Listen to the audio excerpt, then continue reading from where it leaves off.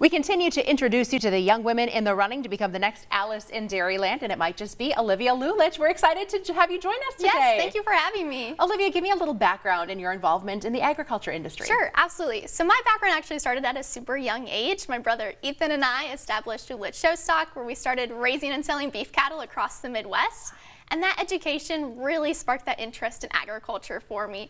So I became a volunteer educator for Wisconsin Ag in the Classroom, joined organizations like 4-H and FFA, where I was able to get super involved in leadership roles. And all these different experiences eventually led me to Iowa State University, where I got my degree in agriculture education, which takes me to today, where I'm a middle and high school agriculture education teacher. So that's a little bit of my background in agriculture, really living and loving and telling the story of agriculture. What excites you about engaging kids in the classroom? For me, a lot of them don't have that exposure of where their food comes from. So being that first person to really tell them where their food comes from, how food's grown and produced, and be that introductory person, seeing that excitement and giving them the hands-on experience in the classroom is something that really is exciting for students of all ages. Why did you apply to become Alice in Dairyland?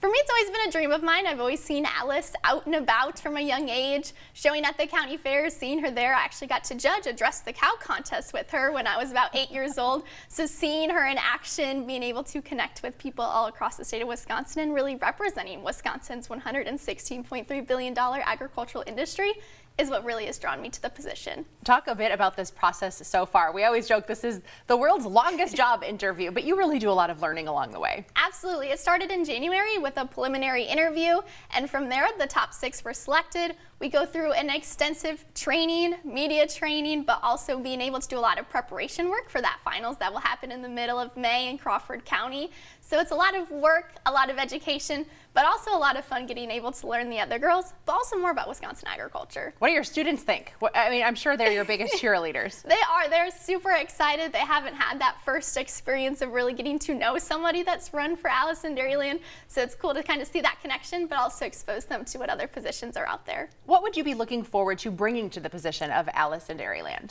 Ooh, for me, it's a lot of that background and diversity. There's not very many Alice in Dairylands that have had the experience of being a teacher in the classroom. So having that educational piece, but also that background of showing beef cattle and sheep, being able to connect with both the consumer and the producer. Well, we look forward to continuing to introduce you to all of the candidates. You can head to our website, wearegreenbay.com, to see those we featured so far, and the big finals are coming up in Crawford County. First time that they're hosting. We'll, of course, bring you the winner announcement as well. We wish you a ton of luck, and thank you for sharing your story. Thank you. I appreciate it.